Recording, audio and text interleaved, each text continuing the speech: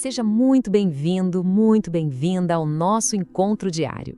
Que bom estarmos juntos. Vamos então dedicar estes próximos momentos para acalmar o coração e nos prepararmos para escutar o que o Senhor quer nos dizer. Hoje nossa meditação vai ser sobre a oração na escuridão e sobre como a gente pode encontrar uma voz mesmo em meio à cegueira espiritual. Sabe, às vezes a alma se encontra em momentos assim, de cegueira, de escuridão. Acho que todos nós, em algum momento, já passamos por isso, não é? Tem horas em que o caminho que antes parecia tão claro, de repente fica incerto, sombrio. E olha, essa situação pode acontecer por nossas próprias falhas, sabe? Pela poeira que a gente mesmo levanta com as nossas misérias. Ou às vezes é algo que Deus permite para nos purificar, para nos fazer crescer em humildade. E aí, no meio desse desconcerto todo, surge aquela pergunta lá no fundo da alma. Tá, e agora? O que a gente faz?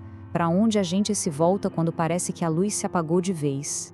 Pois bem, o Evangelho nos dá uma luz, um guia. É a história de Bartimeu, aquele cego que mendigava à beira do caminho em Jericó.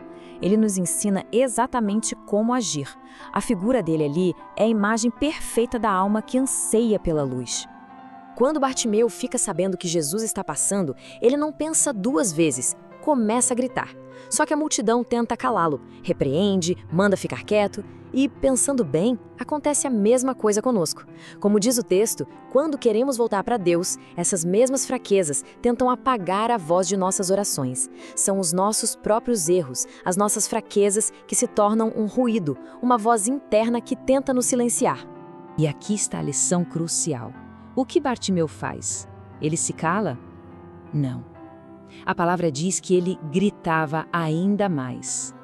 Quanto maior a dificuldade, quanto maior o barulho interior ou exterior que tenta nos afastar, com mais força deve sair a oração do nosso coração. O seu grito é uma oração simples, direta, mas cheia de fé. É aquele clamor que São José Maria nos ensina a repetir: Domini ut videam, Senhor que eu veja.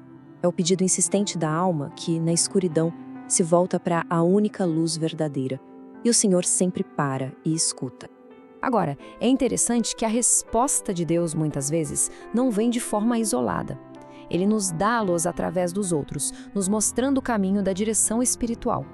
A direção espiritual não é algo extraordinário, reservado só para alguns poucos. Pelo contrário, é um meio normal, ordinário, que Deus, em sua sabedoria, dispôs para que a gente possa caminhar com segurança. Assim como os magos perguntaram para encontrar o rei, nós também temos a quem recorrer. Ninguém pode se guiar a si mesmo. Nos falta objetividade para enxergar nossa própria alma. Nossas paixões e nosso amor próprio facilmente nos enganam. Precisamos de um olhar de fora, de alguém que nos ajude a discernir a vontade de Deus.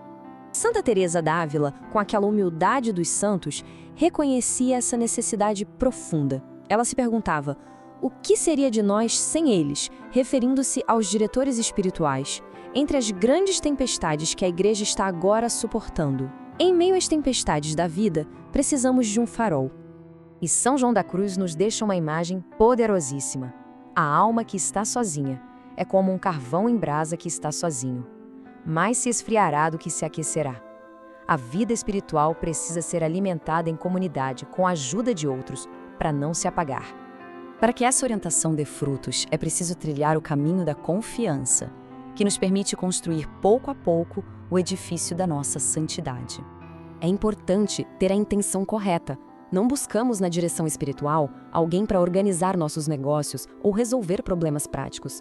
Buscamos algo infinitamente maior, descobrir qual é a vontade de Deus para nós e aprender a nos identificarmos com ela, santificando todas as áreas de nossa vida.